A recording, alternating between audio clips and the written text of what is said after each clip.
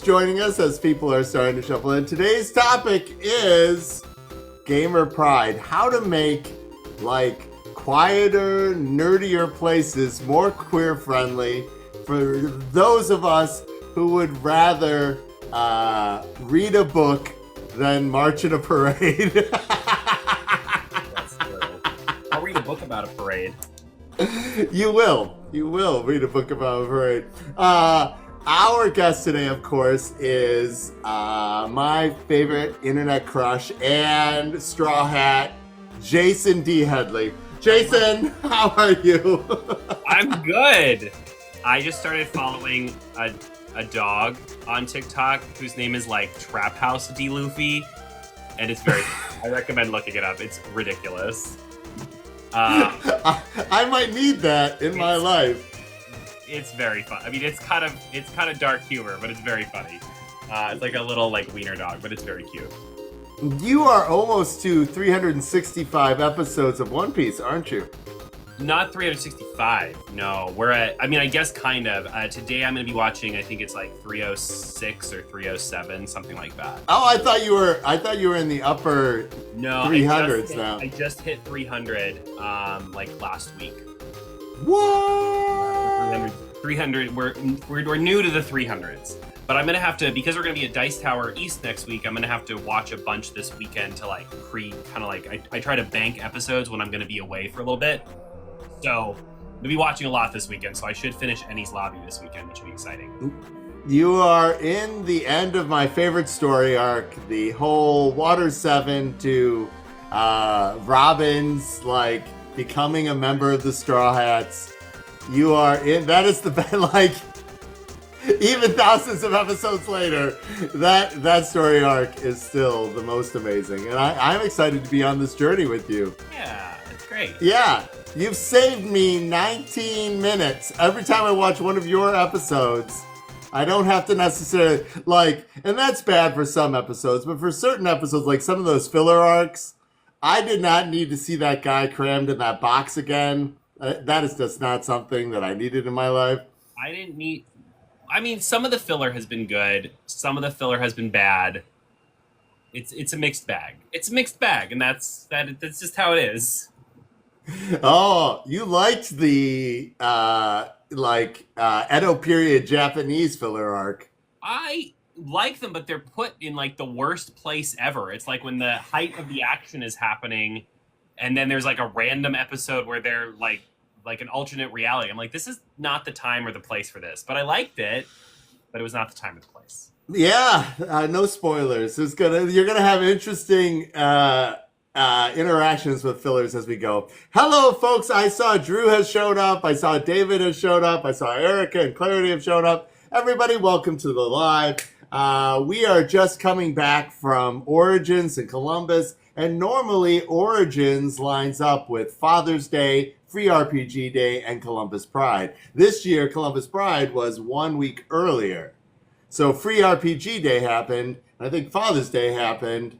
No, Father's Day happened the week before, and Free RPG Day did happen during Origins, and so all of that stuff happened. So that's great. My favorite nerd is here to join us, Jason Headley, and he is on his way to Dice Tower East.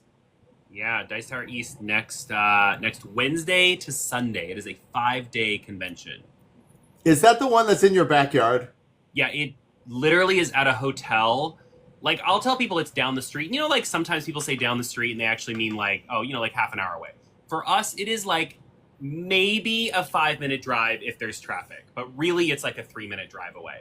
Like it's very close, but we like it. I mean, I've told you this a million times, but I like that it's a place where we are going specifically to play board games. So we kind of like let go of the other responsibilities that we have at home and just enjoy gaming. But also we have a lot of friends from like kind of all around who go. Like we have some friends from like down south in Florida who come. We have some friends from Indianapolis who come down.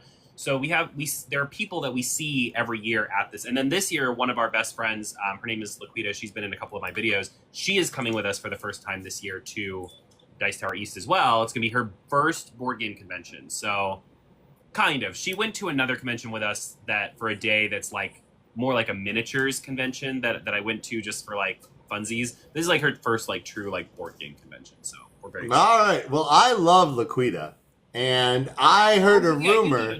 Yeah. I heard a rumor you might be doing Shelf Control with Carl. Yeah, for board games, I just posted the first one right before we got on this live.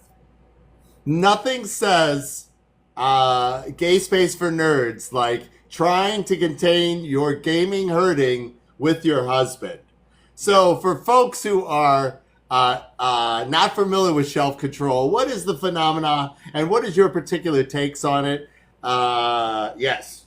So Shelf Control is the name of a project that I started as a series on TikTok and Instagram, and I guess I'm doing it on YouTube as well, for books, where I'm going through my bookshelf one book at a time and reading the ones I haven't read yet, and then deciding if I'm keeping each book or if I'm unhauling each book.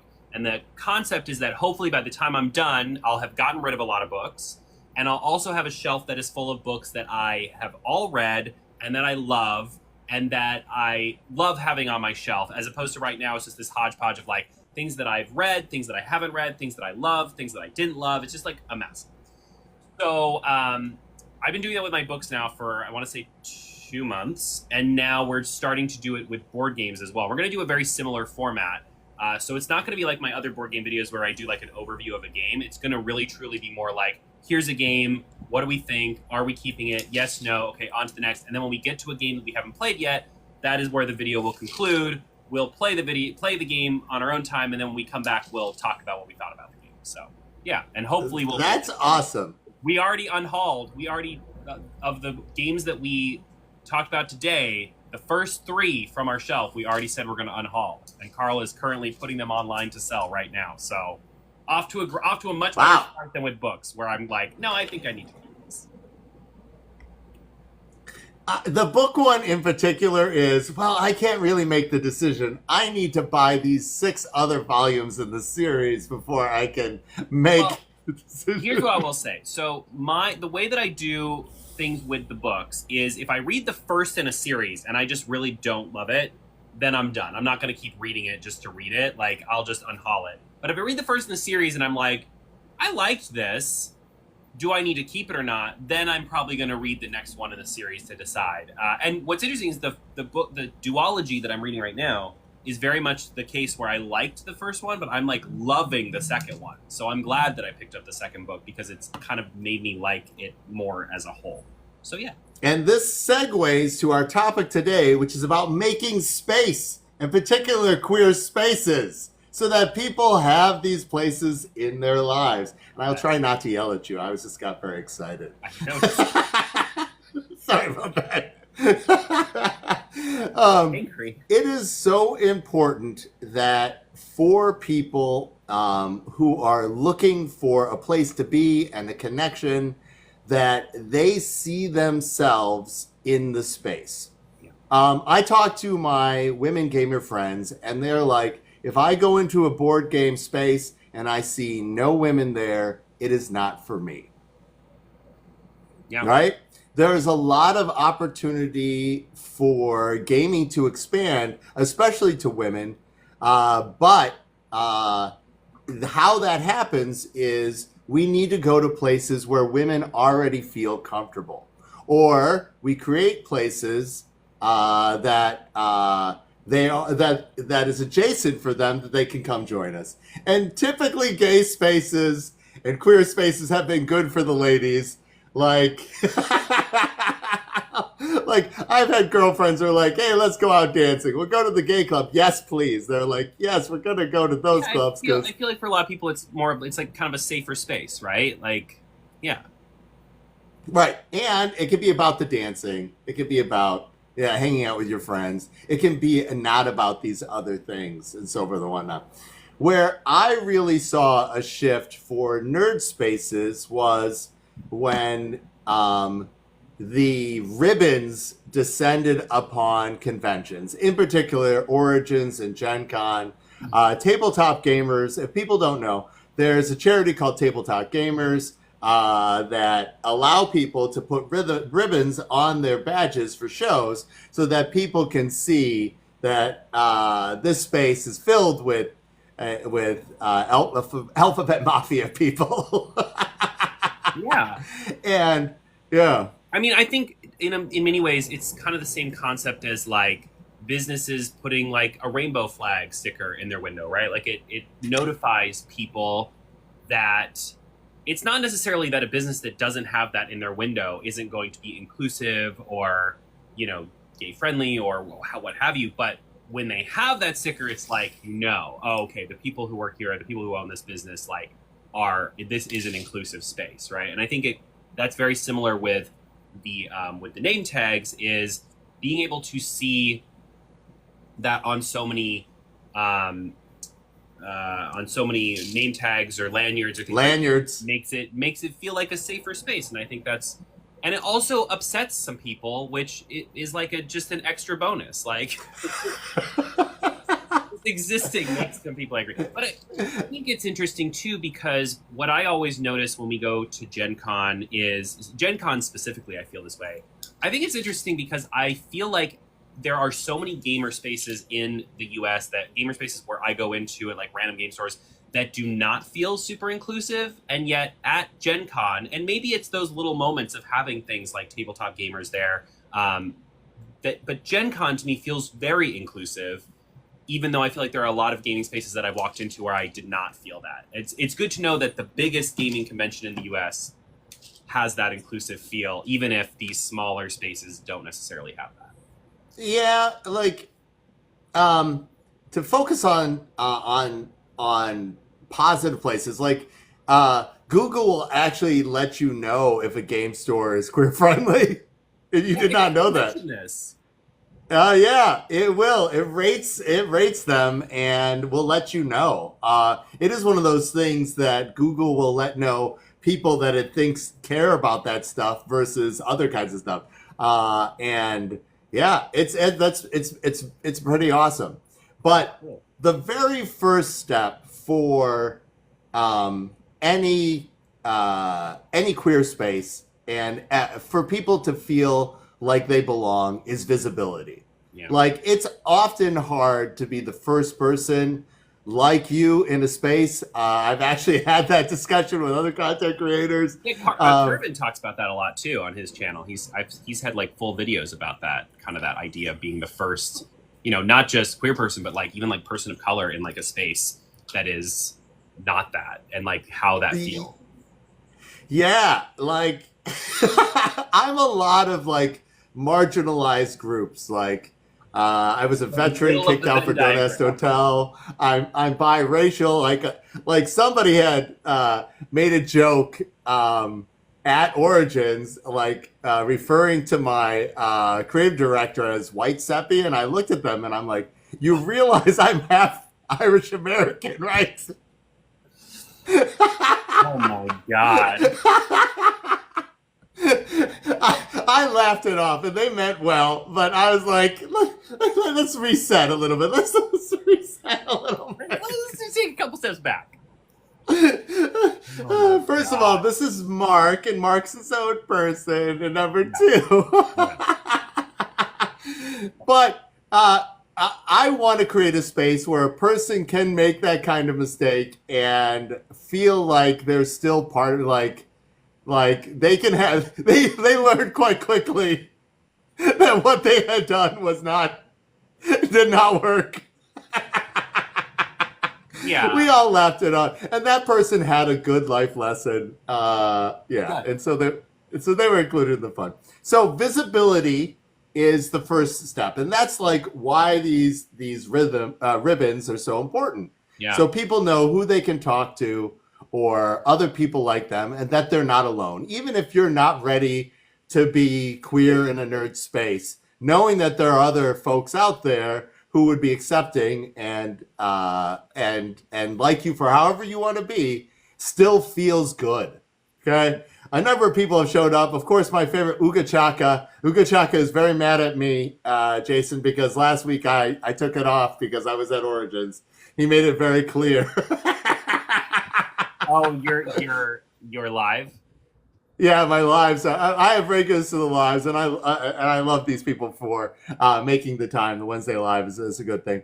So, how many different flavors of conventions do you go to, Jason? I know you go to bookish conventions. You Yeah. used to go to like cosmetic and industry conventions.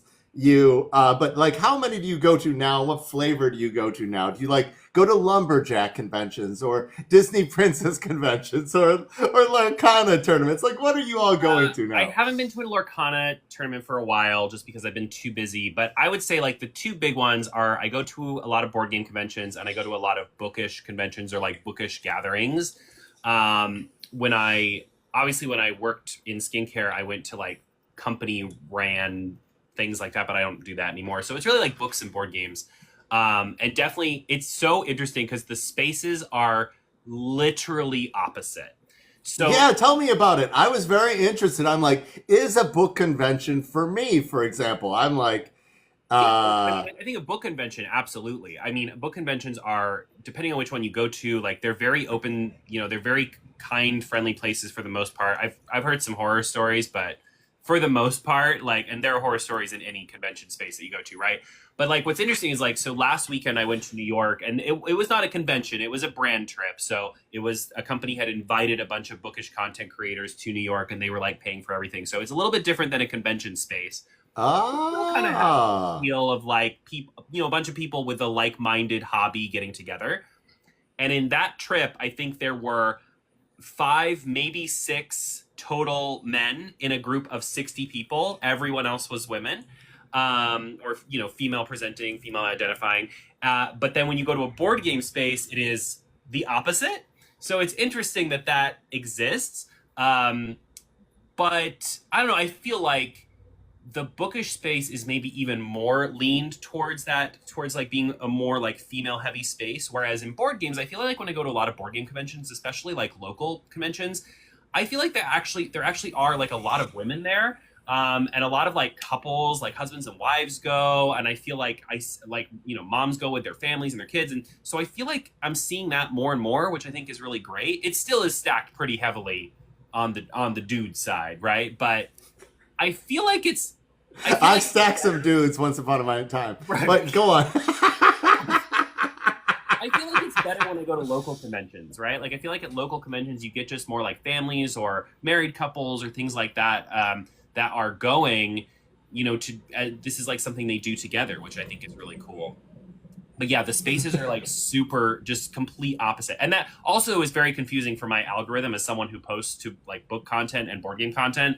Is I don't think TikTok or Instagram know who to send my content to, because they're like, wait, who does this? I don't, but these people, what? It's very confusing. It's that obviously can be hard, but as someone who's trying to expand audiences, I'm very excited about your contribution to trying to lift up my titles. For example, Drew wanted to know about lumberjack conventions. They do exist. They're probably mostly in As Canada, right? I feel like that's a Canadian it, thing. and now yeah, they're in Michigan as well. They tend to be more northern. South Canada, yeah. They're in South. South Canada, that's fine. Absolutely. So, I very recommend for people who are getting into board game spaces to also do nerd adjacent spaces. Anime conventions, lumberjack conventions, Renaissance festivals. Like, no, seriously. I have a Yeah, red buddy. fairs, for sure. That's definitely got some I, overlap. yeah, I have a buddy who his game is Flapjacks and Sasquatches, and he was the only game vendor at a lumberjack convention and sold out Yeah, in like 4 hours. smart. Like the competition of getting all the nerds together also means that you are competing with all the other nerd people who are trying to solve stuff too. And like last year was the year of Lorcana to bring that back in, and that brought a whole bunch of people to Gen Con who might not have come otherwise, and they came to shop. Yeah. PAX Unplugged has that too. It pulls a huge audience from a lot of different places, and those folks get to see hardcore nerd games for the first time, or a wider array of them than just their favorite local game store, and they open up their wallets and embrace love. which is something that I'm very, very excited about. Yeah, I mean, you and I have talked a lot about how in past lives, how really in the board game space there are kind of like two different types of board game conventions. There's the conventions you go to shop, and there's the conventions you go to like actually play games. And it's interesting that it's such a different feel. Like going to Dice Tower East, yes, there are companies there. Yes, there are publishers there that you can go and like look at their games. But really, you are there to spend as much time humanly possible playing games.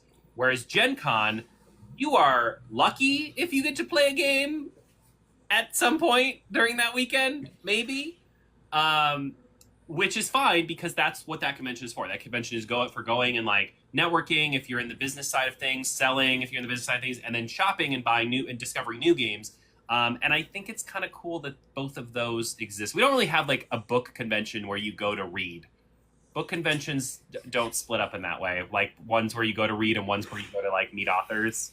What are the activities at a book convention, and how would you say book conventions make themselves more queer inclusive? Well, I think I was about to say I think book conventions are already very queer inclusive, but that's really not true. It's true of some, it's less true of others. Most book conventions that you go to, the main thing you'll be doing is going, like standing in line for authors and getting books autographed. And you might be going and you might be doing going to panels. And either like one of my favorite book conventions is BookNet Fest, and that is like book community people on panels talking about things that are important to the book community. But at other conventions, you might go and watch authors on panels talking about their books or talking about the craft of writing or building fantasy worlds or things like that. I think where some of these conventions are struggling that they're truly trying to work on, and this is true of all conventions, is the first thing that happened 10, 15, 20 years ago is conventions were like, we're going to put a queer people or like LGBTQIA in comics, right? Or LGBTQIA books, or right? And I will never forget, back in the day, I used to write webcomics. And I went to Denver's Comic-Con. It was called something different at the time. It was like Denver MegaCon or Denver, something like that. And it was their first year, and I was on their panel that was like LGBTQ creator or LGBTQ comics, right? I think it was what it was called. And I was the only person on the panel who was part of the LGBTQ community. The other people on the panel wrote things that had LGBTQ characters, but they were not themselves. They did not identify as part of the community, right?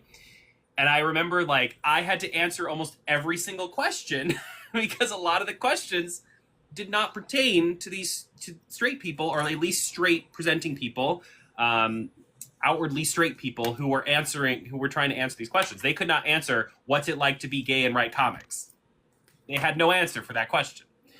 And there are conventions that will do that with books. The answer is that it is hard. Yeah. The answer is there are games that people play, and you can crank up the difficulty, and cranking up the difficulty to gay is very hard. Like cranking up the difficulty to Asian is the most hard, but cranking up the difficulty to gay and Asian is extremely hard. But as far as like games go. Why things like Rose Gauntlet I think is really cool, because they're basically helping queer people like network together to be able to put their games out into the world and things like that, because it's it's almost like we almost have to band together to be able to get our work out into the world. Like that's the only way it's going to happen, right? All right. So I have an analogy for this. All right. So you have all gamers. Let's pretend this flat area is all gamers, right? And we got to say, all right. As soon as you pick something like a subgenre like deck builder, you're already like you've already lost a certain number of people in your wedge, right? Yeah. And then as soon as you pick something else like alternate art, and then you pick something like queer themes, and suddenly you're making a sliver of that big audience. And the only way to get games to happen is by building communities around games. People who believe those voices have an extra like add something to the art form or to the space, right? Like if you talk about like major book series that have the whole panorama of them, you know, you can go Game of Thrones, and Game of Thrones is much more interesting for like a couple of its queer characters because you're like, oh, they're motivated differently and so forth and whatnot. Like, Yeah. Having that part of the story or the possibility is why in those nerd spaces it's sort of the a bridge to approachability. Yeah. Yeah, and I think having games that are made by queer people, you know, with queer people in mind is a big part of that. I think the more of that happens, the more queer people you're going to see get excited. I mean, I feel like a lot of queer people already play a lot of board games. I feel like I think we do. More about giving even more representation and making it feel even more like a welcoming hobby for people who aren't already, you know, involved in it. But in that list of all the things, I don't know why. I don't know whose mother it was, but I did not talk anybody's pants off of anybody's mother. That's for sure. So we are talking about like if you've gone to Pride, and today's topic is gamer Pride and making nerd spaces more gay friendly. If you've ever gone to a Pride, you see all these products and things that market themselves to gay people in good ways, bad ways, queer, like, and so it just being gay is not enough for gay gamers. Yeah, it's not. It's got to be everything that they want as a game, which we've already said is a lot, and then also their flavor of rainbow sherbet. And so that makes it extremely difficult. Take with that additionally shelf control, like board games are even worse than like card games and the game secondary market. And somebody's like, hey, I want you in this space. I know we have fight fans who are like, I think Seppy has something to add to gaming. I don't have a gaming group that will play this game, but I think this deserves space on my shelf because this thing. Yeah. For gaming conventions, if I get a person to laugh at the demo, they might buy my game, never ever going with no intention to play it. Well, I think you also are. The nice thing for you with most of your games, this is not true of Princess, but with most of your games, is most of your games are very small, right? And I think the number one thing that I run into at a convention is the number one thing that will stop me from getting a game at a convention is suitcase space, right? Like I'll think, oh, I want that, but we do not have space for it, right? Or I want that, but we've already filled up our suitcase or whatever, right? But most of your games are so tiny, and I think that helps a lot too. Like it's that helps in certain instances, but it's really awful for a business model, right? Yeah, if I demo a game that's a $10 game and it takes me 10 minutes, and I demo a game that is $100 games and takes me 10 minutes, boom. And that is the awful math of gaming conventions for like an indie publisher. Simultaneously, you have like economics of scale, right? If somebody is able to print a bazillion more of them, they're able to fit more into this 8.3 pound box than I am able to do in this. Seriously, that thing is full. Don't lift it up without a weight belt. Stretch a little bit first. There's a lot of adventure in there, but 8.3 pounds. But it was really important for me to make that game, right? Sometimes you do things because it's important. We've talked about, and this is sort of my theme for my Pride content this year, like being face forward and queer forward for my company is a relatively new thing for Fight in a Box, right? It's more of in the last 3 or 4 years that I was like, hey, let me be the face of all this. And this is the sadness that means. I mean, I think that's good though. I think that more companies, even Rose Gauntlet, who their entire thing is, networking and creating spaces for queer like creatives. I don't even feel like they're that face forward about it, right? Like I think you kind of have to like get to know it, but you would never know that from just like looking at one of their games or their Kickstarters, I don't think, unless you dug into the company a little bit more. Like I would love to see them even be. I think what they're doing is amazing. But I would love to see them be a little bit more face forward about it, right? And I think not only does it matter to the people who play your games, I think it matters to the people who are interested in promoting your games. So like a great point is, I had a company reach out to me that I did a video for them about a game called Puppets in High Places, which is like a solo like kind of like mafia, like 1920s mafia speakeasy kind of game, right? Oh my god. I probably wouldn't have said yes to taking that because it was like a prototype, and I'm trying to get away from like too many like. I've seen some wild prototypes in the last year, and I'm trying to. Oh yes. That's a good look for you, Jason.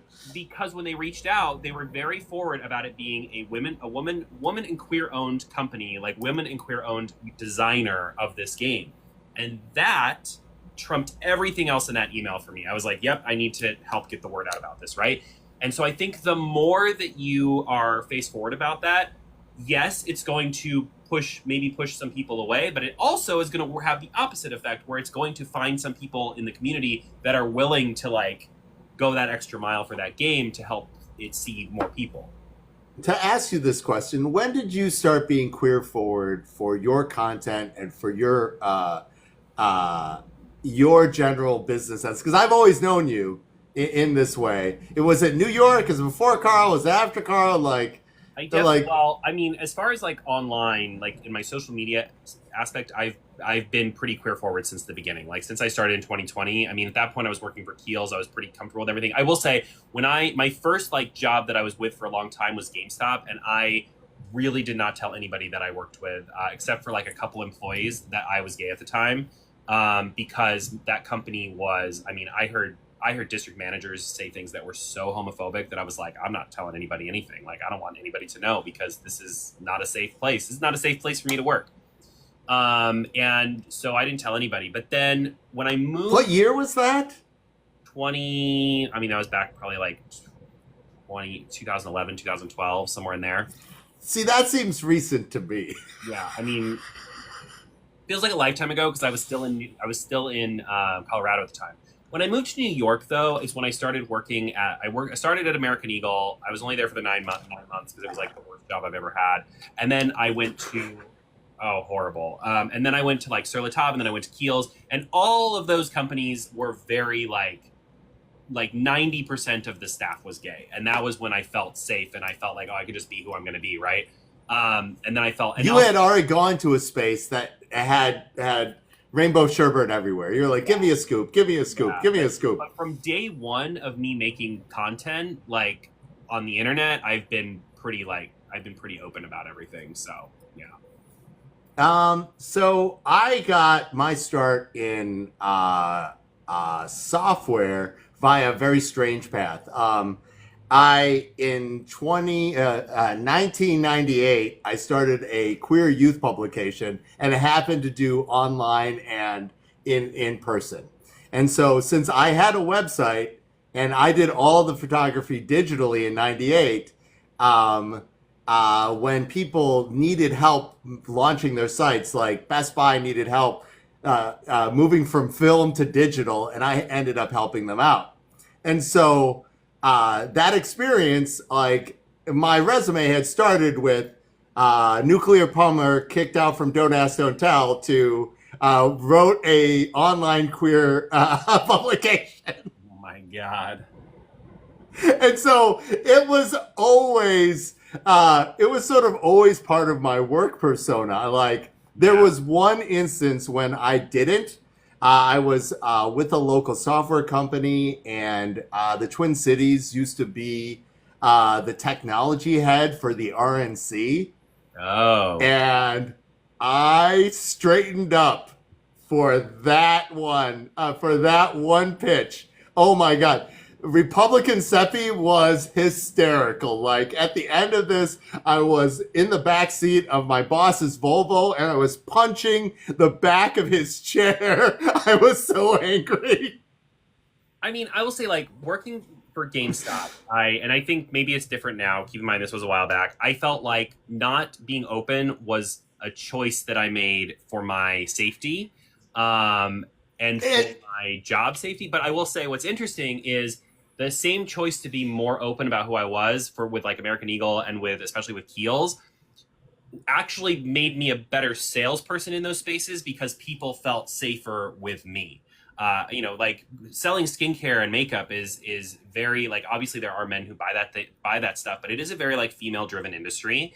And so being a gay man in that space is a much safer feel to a lot of the people you're helping than like being a straight man, right? Because it just is like women are more comfortable in general purchasing skincare makeup from a gay man. And so it ended up being actually the opposite. Like it was almost to my benefit to be more open about who I was in those industries, which is so interesting. Where do women buying makeup from women? Do they feel like the women might be judging them? Like, is gay men are better because they're like? In some scenarios, I think you hear a lot of horror stories of people who go into like a Sephora and feel like they're being judged by the employees, right? I think you hear a lot of horror stories with that. It's awful. Like any luxury brand. I will say, like with the company I worked with and with the Sephoras that I worked in, like I worked with really amazing people who were all about like kindness and making people feel loved and making people feel seen. And to me, I think there's definitely like a darker side to the makeup industry, obviously. But for me, the skincare part of it was never about like, be beautiful because you're not. The skincare side of me was about like, hey, take a minute for yourself, right? Like take some time during your day to do something that is specifically kind for you that makes you feel better. Like take a moment for you.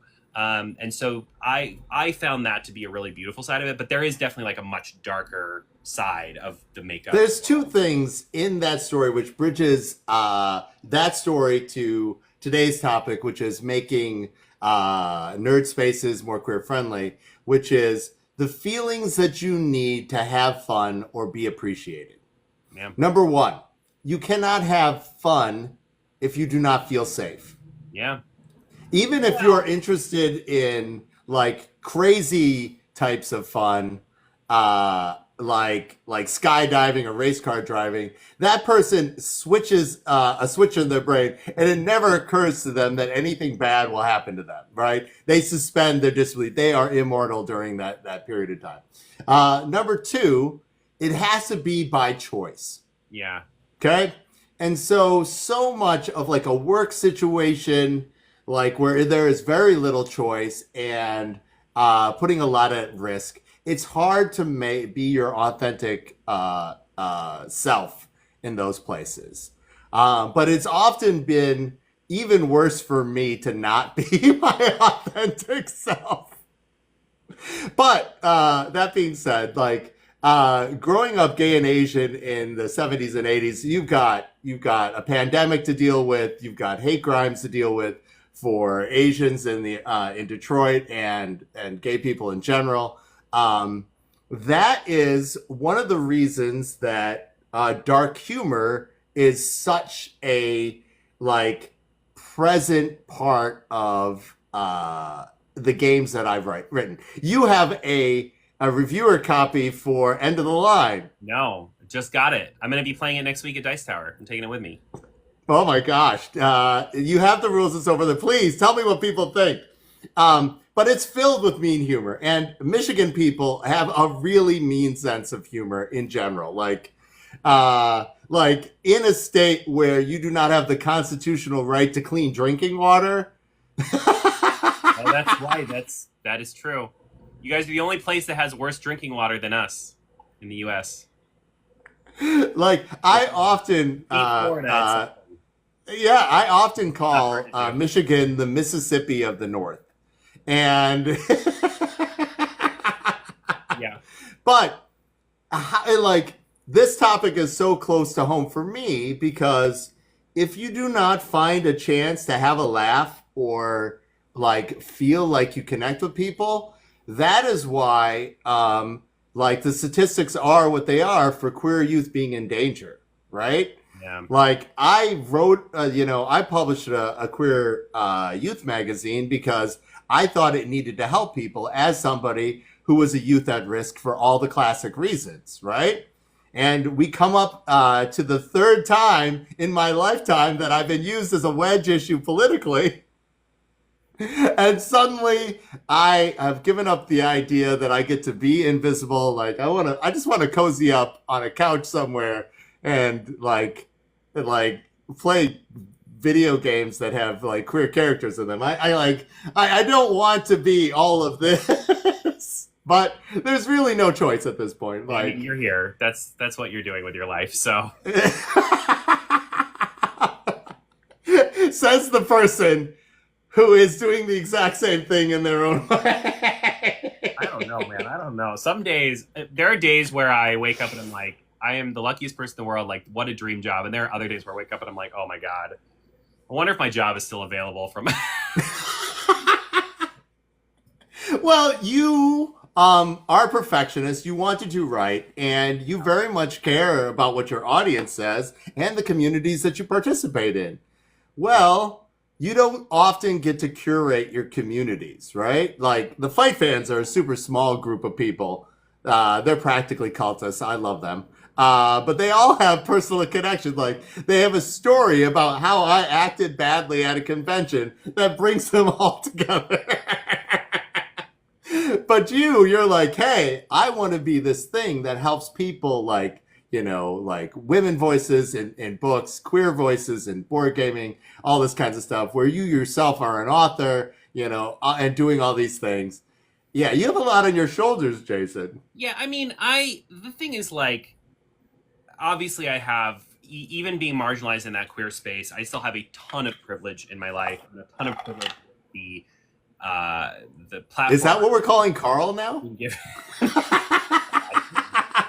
And I feel like, I do feel like there's some responsibility there. I feel like there's a lot of responsibility there. I think that if queer people, for example, if queer people aren't willing to hold up and celebrate other queer stories, like no one else is going to get as excited about a great queer story as someone who's queer, right? Like it just is not going to happen. And same in the board game space. Like I think if you have been blessed enough to have some form of platform, the least you can do is to use it to like elevate other people. And I will say, I've said this, I say this on threads pretty often. I feel like that is probably my favorite thing about having a platform is that I get to lift other smaller creators or authors or board game designers. I get to use that platform to shout about how amazing they are. I think that's really cool. I think that's probably my favorite thing about like all of this is that I now have a way to like say, oh, I think this is really good. And I feel like not enough people are seeing it. Well, I'm going to talk about it so that more people see it. Right. Like, and I love that part of what I'm able to do. Like that's part of all of this that I probably love the most. I think it's really and that is why you are here for this topic. Sure. Right. Book Talk is its own sort of weird animal. Like TikTok is its own sort of weird animal. In general, board gaming has all these subcultures and groups, and it's evolving. Like, like one thing that I don't think people realize yet, and I don't know if this has hit your life yet, but we're rolling into a second shipping crisis. Did you know this? I don't even want to know. I mean, I feel like I probably know, but I am trying to avoid knowing it. All right, then I will not share. Like, I got the New York Times article from Tuesday talking about all of the things that are going wrong, that if it was just one thing, it'd be fine, but they're all happening. And so it's creating backups that are trying to kickstart that are going to use that as an excuse. We're even later. Oh. Yeah, well, I'm not going to be late, but I'm going to definitely let people know. Like, one of the things that backers of Conquest Princess should feel good about is I'm not raising the price on them, but MSRP for it for stores is going up.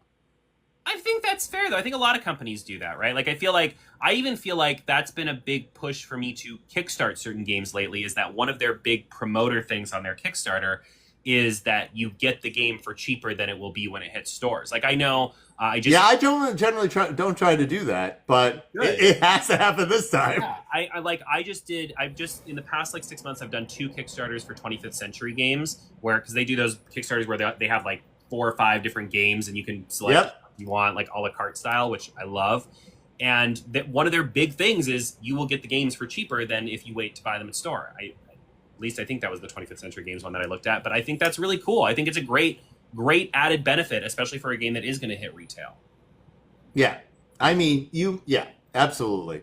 It's a thing. I'm excited about, like, Origins. People went crazy for Princess, who got to see the final version with all the lights, literally the lights, the bells and whistles, and I'll do more content. Does it light up now? What? It does. You have not seen this? There's like Christmas lights that pop out of the box. Okay, you talk to the live for 2 minutes while I go grab it. Hold on. No. You can hear me. I can hear you. Let me get this. Yeah, I totally agree with you. Like, I think you have to. I think you have to charge the store more. I know that sounds terrible, but it's gonna be like the cost. I think my cost per unit, Jason, is going up $4 a unit because. Oh my god, that's a lot. Like, if I was going to translate that into actual, like, retail terms, that means I should charge $20 more for the game, and I can't do that. That's insane. You're gonna charge 10 more though, right? I think I'm gonna do 5, just to split the difference with everybody. 10. But it hurts. Okay, so you played this game. You understand that everybody wants to have their magical girl transformation. Yes. And so I will give you 2 instances of this. Okay? So this is the highest end backer. You're one of these. You're going to get this, and you're going to scream. And I want Carl to film it, because it will be amazing. That there will be a finger in the photo, because he doesn't know how to... All right, so we know this is our trans character in the story, right? Because all Pisarians are born male until ritual combat and cannibalism. And then this, of course, is the transformed state of that character. That is nuts. That's crazy. How's your Latin, Jason? I did none. None? No Latin? No Latin. All right, I think you could guess because you're really smart. Let's see if I can get you something else for this. But this is sort of an example of celebrating. I'm going to just tell this person in your chat that you are not accepting anyone else joining the live at this time, because they've asked 48 times. Oh, I can't do that. That's not the format. I run the live like a little show where we interview and we talk about a topic. So, this. Oh, yeah. Okay, yeah. Do you know? All right. So, ut omnes canes verde paradisium. Yeah. What do you think that means? It means magic it up, girlfriend. Yeah, close. It means the pet core is one of the parts of the tiara. Like, see this thing? I could kill somebody with this coin. This coin is like, but that means all dogs go to heaven. Oh, I love that. Did you know that there's a 40-page comic book in the box? I did know that. I think you told me that. Yeah, and here's the 40-page comic book. That looks great. So I have a question for you. I was going to ask you this earlier, but then we were talking about something else. Why do you feel, first of all, first part of the question is, do you feel like board game TikTok is more queer inclusive than other board game social media outlets like YouTube or Instagram? And the second question is, if you do feel that way, why do you think that is? Not YouTube. Maybe a little bit of Instagram, because Instagram is hooked up to Facebook, but definitely much more so than Facebook. I've never been like Facebook. Last year I got attacked. Facebook is the Wild West. Like, my reels go to Facebook, and I make money off of bonuses there, so I'm not going to make them stop going there, but I cannot look at the comments on Facebook. People have this joke on TikTok where when they see something that they find cringy, they'll say, post it on Reels. But what they really mean is post it on Facebook, because Facebook are some of the meanest, most hate-filled. I will say, though, because recently I've joined a lot of like board game groups, and I've started like connecting with other board game people on Facebook, and it has made my Facebook experience a lot better, because I've started friending, other people in the board game industry, and I really like getting to know them and building that community with them. But just the randos that see my stuff on Facebook, mean, so mean, the meanest. It's hard because so much of crowdfunding has a historical and is driven by the Facebook audience. Yeah, and that is crushingly difficult for me. End of the Line has an inclusive family pack because there's a nuclear family with it. But do you know how you make a meeple non-binary, Jason? Are you even allowed to call them a meeple anymore? I don't know if you are. Sometimes I call them thaples. Do you know how do you make a thaple? Do you know how you make a thaple non-binary? No. I feel like they're non-binary to begin with, so...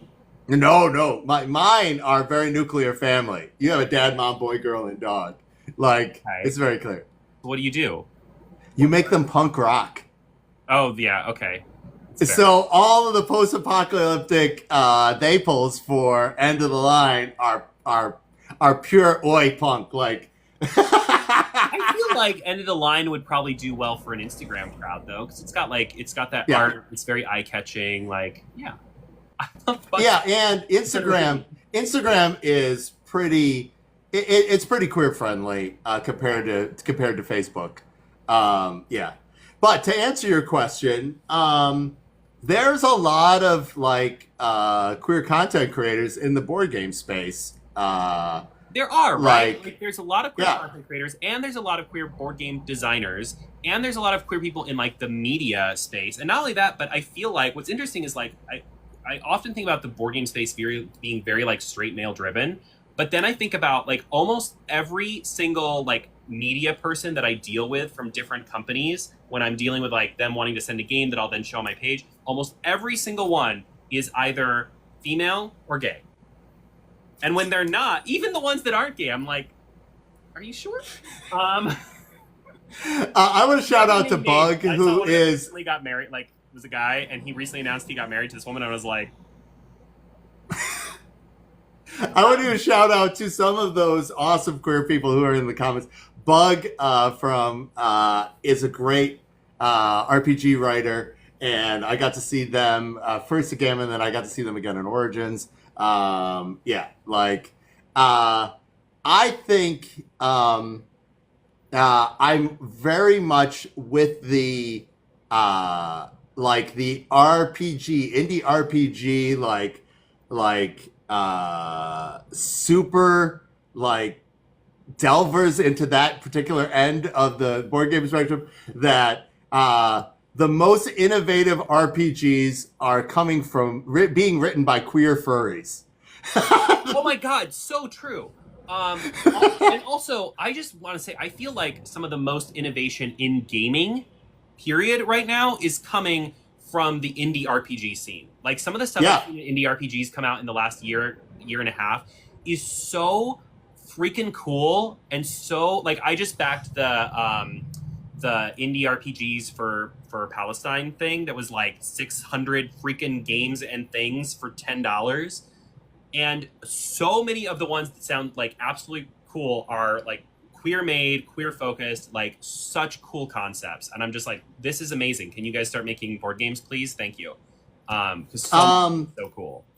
What's a queer design board game you would always want in your library? That is a great question. Well,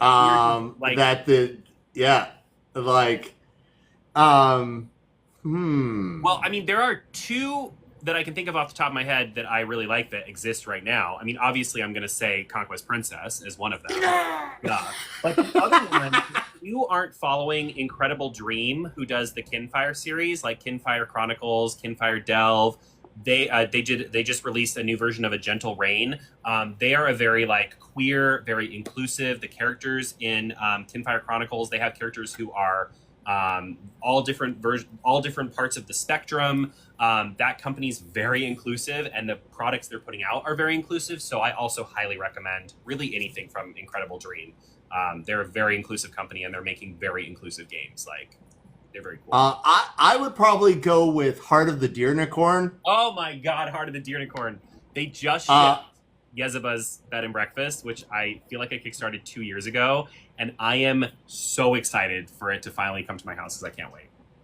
Yeah, so there's so many things in the and Ross has been like an out voice, and he's about like artisanal, like U.S. made games with low environmental impact. Like, if you're gonna like do all the things and live the whole life, Ross is living that whole life, and he's like a refuge for like queer and all flavors of queer people. Like, he's taking them in, giving them a job. So Heart of Magic, Fall of Magic is in that category. I know they publish or help distribute other games like A Quiet Year and Wander Home, which is very like Wander Home is queer made and also like very queer friendly game. Yeah, I would pick Wander Home then. Like, I love Wander Home so much. That's the same designer. J Dragon is the same designer. Yezaba's Bed and Breakfast is their next game, so that's why I'm so excited for it. Because Wander Home, I would say that currently Wander Home is probably my favorite tabletop role playing game.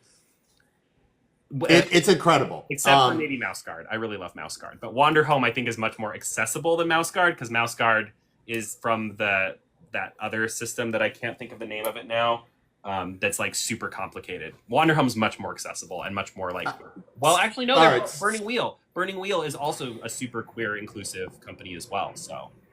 Yeah, so I hope that answers the question. Yes. There's a lot of opportunity in RPG space, and I think the RPG space is leading the charge, bringing more people into board gaming, like because of things like Critical Role, and you'll see a lot more women present in role-playing spaces versus board game spaces, and I hope they catch up as well. That's a real, like, we are working on the Conquest Princess role-playing game. Because why not? Like, right. Well, we did one for Mouse, Cheese, Cat, Cucumber, and we're like, well, let's do one for Princess, and we'll figure out where that all fits in. Yeah. A bag builder role playing game. I need to make that happen. Yeah. So, Jason, we're into the wrap up. I stole an hour of your time again. I don't even know. I feel like we went off on a lot of tangents today, but that's okay. We had a good time. We did, and we talked in and around the topic, which is celebrating gamer pride and making nerd spaces more queer friendly. And you know, the punchline is that people who are there being visible and having fun are helping other people feel like they can be in those spaces, and it's safe for them to be themselves. And right now, with everything that's going on, that is a gift that you can give a person that will save their life. Yeah. Sure. All right. So we're in the wrap up. What can people see from you coming up? So next week I'll be at Dice Tower East for most of the week. So a lot of my content next week is going to be very board game driven. I should have, and then I'm not doing any more conventions until a month later when I'll be at Gen Con. Which, 3 weeks later, I don't know. I have a lot of new board game stuff coming up. I have a lot of new board games to share with you guys over the next couple of weeks. I mean, my July schedule is packed with new games to show you, like packed. Especially July 9th. Yeah. Well, is that the day for Chip Theory? No, that's the day for End of the Lines launch. I think you're both going live that day, right? Are we? I think so. Because I think that's the day that their new 20 Strong deck goes live. Oh my gosh, those people are killing me. That's the reason I said that, because I was literally looking through those rules right before we got on this live. And so that's why that was at the top of my head. So I'll have Why did they videos do going this up to on that me? day. Yeah, July is like a very packed month for showing off new games because we head up to Gen Con, right? So there's like a lot of new stuff for that. Like we've already started getting in a couple of the games that are like going to be Gen Con releases. So I'm going to be doing videos about those. July's going to be a very board game heavy month, but we're also going to keep doing Shelf Control, doing YouTube. We're doing all the things. It's going to be great. All the things. I'm not stressed at all. I'm a little July. I'm going to be honest. July, I'm a little overwhelmed for July because there's just between like the Kickstarters that are happening early July and then the lead up to Gen Con. There's like a lot happening in July, but it's all going to be great and it's all going to be. Are you going to collapse the week after Gen Con and take a break? I am, but then the week after that, I'm going to San Francisco. So I get a week of collapse and then I have to perk right back up and fly out. Oh, that's a lot, Jason. I worry for you, but you're young and beautiful. You can do these things. I'm not that young. In my heart, you are but very young. For dear life. But yeah, no, I mean it's all very exciting, and there's so many things that I'm excited to like be able to partner with. Like I think we talked about this already too, but when I went to Gen Con last year, I remember very clearly telling you and telling other people that I never felt my imposter syndrome worse. Like I felt like going as someone and as media for board games, I felt like I shouldn't be there as media because I didn't deserve it. I wasn't doing enough in this space to be in that space as that person. And this year, I don't feel that anymore. Like, I feel like I'm very much a part of this community. I feel like I've made a lot of strides. I feel like I'm working with game companies that I absolutely love and get to like share their work, which I think is really cool. So that is like my big success for the year is I feel like I now am really part of this community in a really awesome way. So, yeah. That's awesome. This community needs you. And I personally very much appreciate you. So for Fight in a Box, obviously, everything is leading up to the July 9th launch of End of the Line. I will be at Convergence the weekend before because why not? Let's just do an 8,000 person anime convention and do stuff. How long is the Kickstarter running for End of the Line? Is it a 30-day or is it a shorter one? 17 days. 17 days. Okay. Cool. 17 days. Yeah. Okay. Cool. So, yeah. That's the thing that we're doing. It's a Tuesday, right? It is, yeah. July 9th is a Tuesday. So, okay. I'm mostly asking because I'm making a plan in my head as to how I'm going to film all this stuff. Oh my God. It'll be fine. Everything's going to be fine. You can do it. If you haven't had a chance yet, we just posted on our long form channel the teaser for it. And I know the teaser is Jason approved. You liked the... I do. It is really good. Otherwise, the good news, even though we talked about the shipping debacle, we are on time with Princess. It might like have me donating plasma to get it to the United States, but I've asked you this before, but are you going to have copies at Gen Con? No. Remember. It will be on a boat during Gen Con. And hopefully arriving in port just right after Gen Con. That, knock on wood, that's the real hope for all that. Otherwise, I've got to figure out my live series for next month. That's something I have not done yet. I don't know what I'm going to end up doing every Wednesday. So if you are a regular fan, maybe I'll ask Bug to be. Maybe it's time to talk about RPGs again, and why queer people are leading RPGs. That might be a fun topic. Incredible right now. Yeah, no, it's really a thing. One thing that I do ask content creators in and through this period is, especially for this channel, is explain why crowdfunding matters to people who've never done it before, and how being a fan in a small community like mine makes a massive difference. If you ever wanted to be a major person in a community, just follow an indie publisher, and that is everything. Oh.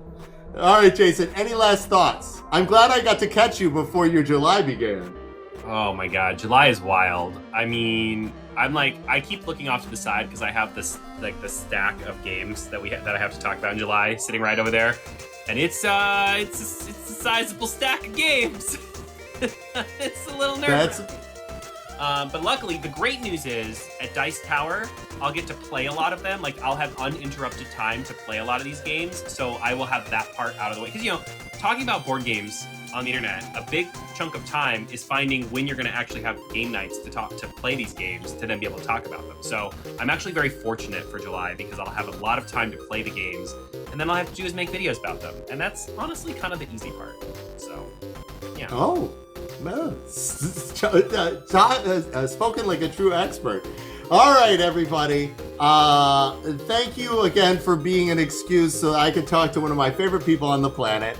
Maybe I'll do RPGs in July. That sounds like fantastic. Obviously, I've got to do content in and around, maybe it's apocalypses. I don't know, but I will find out. Bug, I see that you're here. Reach out to me. I would love to have you as a guest on our live. Bug is working on a grief-based RPG. Do that. Do like apocalypse-based RPGs or do something like that. That sounds like that could be fun. But everybody, Jason, last words? No, I'm done. Everybody, stay safe and have fun. And we'll see you next week on the Board Game Live. Bye, everybody. Bye.